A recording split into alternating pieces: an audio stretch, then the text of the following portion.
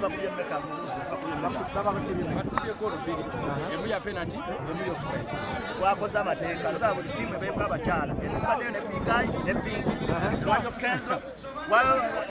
Lodya netwayisizza bubi punishment bagenda ku ntandaalo mu bufunze bano be bakyala bemukubye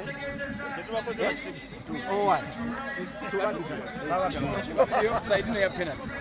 Ekyo kyeraga kyokka nti obubbi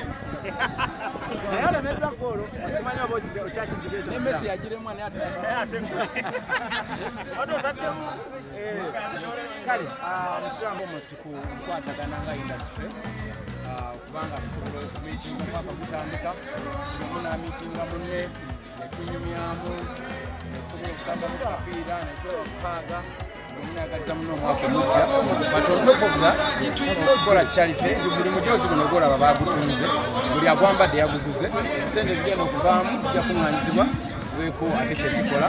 ate era omulamu omulala gwe tulimu bapromotinga show ya muganda waffe Spice tulabe nga ebeera so nnungi tutandike omwaka mulema so tuyita buli muntu yenna ali ero fena tugenda kubaawo nga bwotulaba wano tusobole okuba nga tuweesa omukolo gw'okusiiba nakku omwezi 13 January ekoko fena we tuli kimanyikiddwa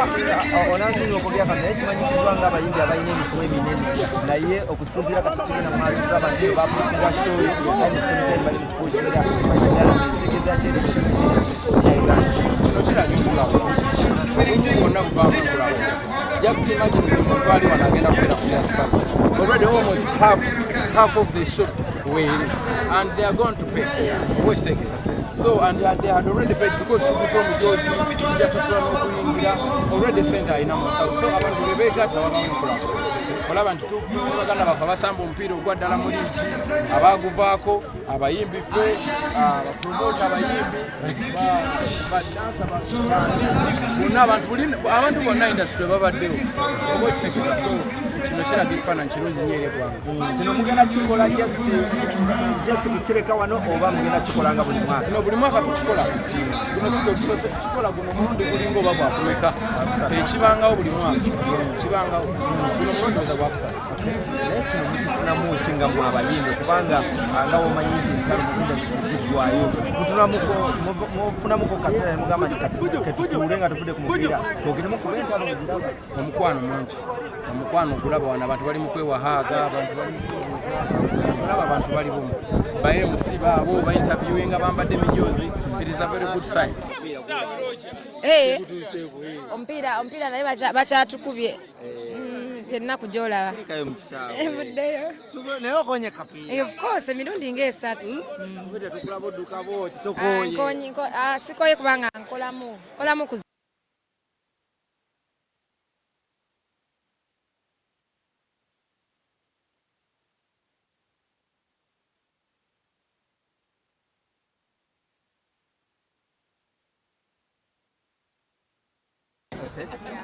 abayimbi bano okuba nti obakuŋŋaanyiza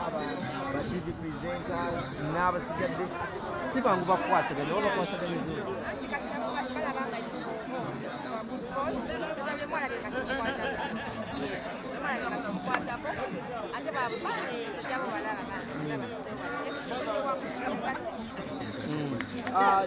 abantu abayimbi bakuwagidde kuba kino kindabye ekyaddala kiri nti tukirabanga buli muyimbi gwetunza mu kamera agamba nga 13 January. How do you feel about that?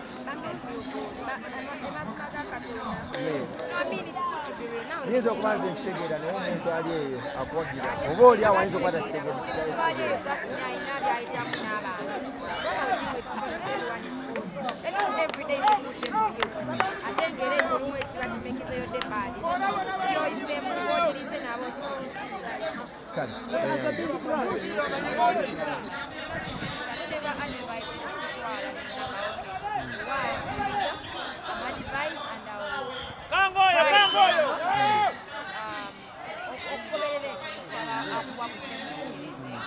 Bizo byogera nti ebedde ku list tolina important oba tolina importance eri industry. Gwe kiki ebyogera ku industry ya Uganda?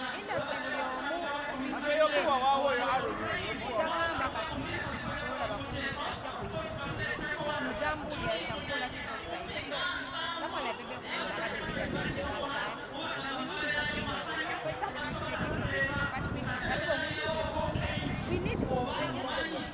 tulanga tutandika kupira mpale eno kuba tuyisamu ab'embuto amaaso.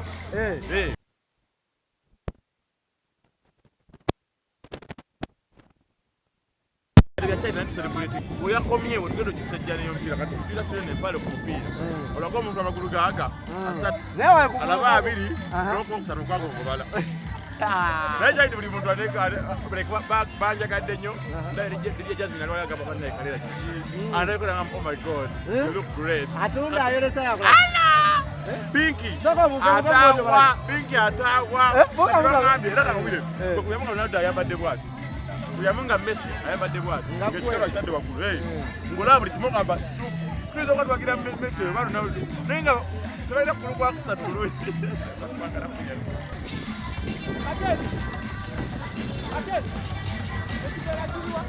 Munamba zonna wacho walonze ya Alwasi.